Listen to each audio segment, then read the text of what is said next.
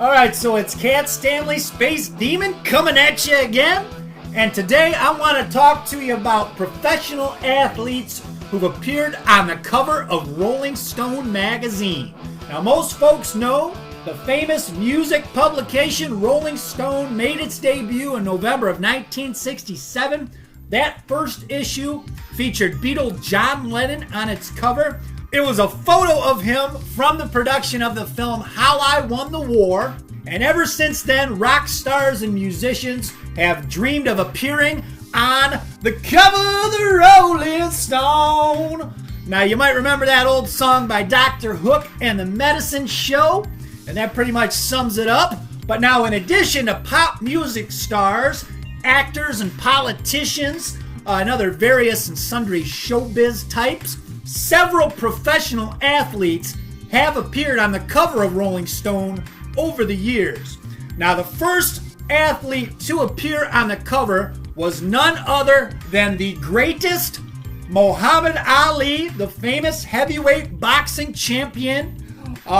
Everybody knows him worldwide for his flamboyant style and his trash talking. He used to speak in rhyme. He would insult his opponents. Everybody loved the greatest. It was actually his first of 4 appearances on the cover on March 18th, 1971. It was celebrating his return to boxing after he had been exiled from the sport due to his refusal to serve in the U.S. Armed Forces in 1966. Now, Ali would appear on the cover again in October of 1975, as well as May of 78.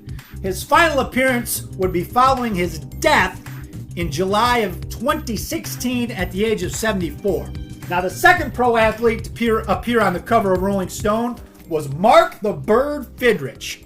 He was a Detroit Tigers major league pitcher who took the country by storm with his on-field antics, which included talking to the baseball, his enthusiastic style of play, which drew sellout crowds both at home and on the road in the summer of 1976. None other than pop star Elton John counted himself as a fan of the Bird. Mark Fidrych appeared on the May 5th, 1977 cover of the magazine. His career would unfortunately be cut short due to a knee injury in the spring of that year, followed by some arm trouble. His only full season would be that magical 1976 year, and he'd retire in 1981 at just 29 years of age. Okay, so the next one, none other than Orenthal James Simpson. O.J. Simpson, September 8th, 1977 Rolling Stone cover.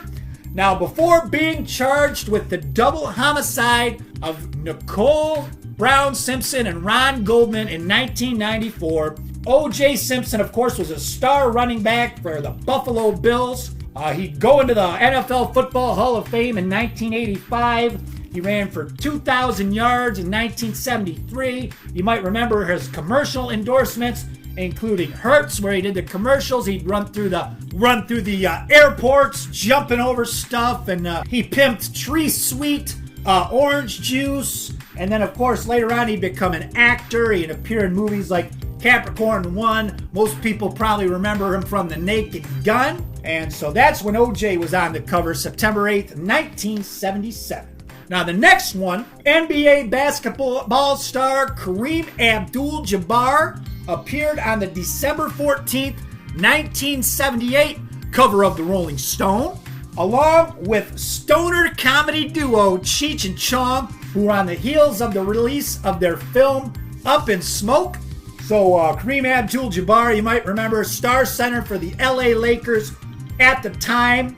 He won 6 NBA MVPs, 6 NBA titles. He held the NBA scoring record until 2023, when LeBron James would break his record while he was with the Lakers. Okay, so the next one, Jim McMahon, March 27th, 1986. He was the quarterback for the Super Bowl champion Bears. Of course, they went 15-1 that season. They destroyed the New England Patriots 46-10 in the Super Bowl. You might remember the Super Bowl Shuffle music video that the Bears made that year. They were coached by Mike Ditka. They had William the Refrigerator Perry, the lineman who they used to they'd give him the ball or run it in from short yardage. Of course, Sweetness, Walter Payton was on that team. That team was something of a pop cultural phenomenon. McMahon was known for his rebellious attitude and the headbands he used to wear. He'd write different things on them, different phrases and whatnot. And even Bruce Willis, who was on the TV show Moonlighting at the time, did an homage to Jim McMahon in an episode of that TV show that I remember. Okay, so the next one, Shaquille O'Neal, November 25th, 1993. He was just 21 years old, going into his second season with the Orlando Magic. He had just released his second rap album called Shaq Fu Da Return, which featured the song Biological Didn't Bother. He'd go on to win 3 NBA titles with the Lakers and then a 4th with the Miami Heat. He retired from basketball in 2011.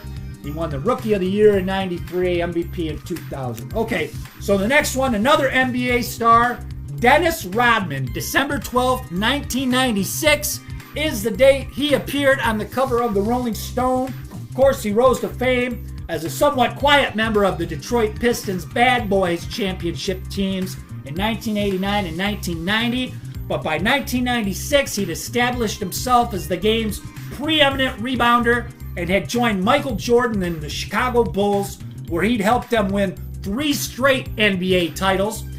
In addition to his Hall of Fame play on the court, Rodman may have been equally as well known for his flamboyant, attention-grabbing behavior off it, such as wearing a wedding dress to a book signing for his autobiography and his appearances in WCW World Championship Wrestling. Okay, so the next one, Shaun White, appeared on the cover March 9th, 2006 and March 18th, 2010. Ahead of both of those years' Winter Olympics, he was a 2-time Olympic champion, gold medal winning snowboarder, and was known as the Flying Tomato due to his red hair a la Carrot Top. The great prop comic that everybody loves, right? Except for other comics. Okay, so September 10th, 2015, they did an NFL special issue. They released 3 separate covers, each with a different quarterback. Dez Bryant, Andrew Luck, and Russell Wilson each got separate covers that year for the special NFL issue, much in the manner of when Kiss did the Spin magazine covers, where they gave each band member a separate cover, and Ace Frehley was pissed because he didn't look the way his cover looked. And let's be honest, that cover sucks. That picture of Ace, that doesn't look like Ace. I can see why he would be pissed at that. I mean, come on, that's not Ace. That's ridiculous. Anyways, the next one, November 3rd, 2016, Kevin Durant, the 2-time NBA champion, was on the cover of the Rolling Stone. Now, that's the list. Now, I got a few honorable mentions I want to include because Sly Stallone, everybody's favorite Sylvester Stallone, July 8th, 1982, appeared on the cover of the Rolling Stone to promote his movie Rocky III. And of course, Sly Stallone was an actor, but the guy was a hell of an athlete, obviously playing Rocky Balboa, a boxer. I mean, the dude was cut. Let's be honest. You don't know what kind of performance enhancers, if any, he was on at the time, but the dude was jacked. Dude was an athlete, man. I don't care what you say. A lot of them fight scenes he did, they were really hitting each other. So, gotta give a shout out to Sylvester Stallone. Like the kids say, give a shout out. Another shout out I gotta give out to is Arnold Schwarzenegger, August 22nd, 1991. You know, Arnold Schwarzenegger came up as a world champion bodybuilder, changed the bodybuilding industry, set it on its ear, took it to the stratosphere, went on to be an actor, famous actor, later the governor of California, but 1991, August 22nd, he was on the cover of the Rolling Stone to support his movie Terminator 2. Gotta include him.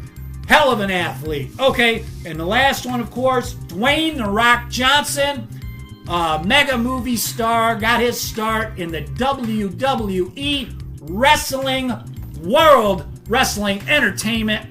Appeared on the cover of the Rolling Stone April 19th, 2018. So that's the list. If it's too loud, then you're too old. That's gotta be, I don't know if you guys remember that song from Sonic Boom, the Kiss album. Gene Simmons, if it's too loud, you're too old. One of my favorite songs from that record. But that's the video. I hope you dug this one, and we'll see you next time. Who's here?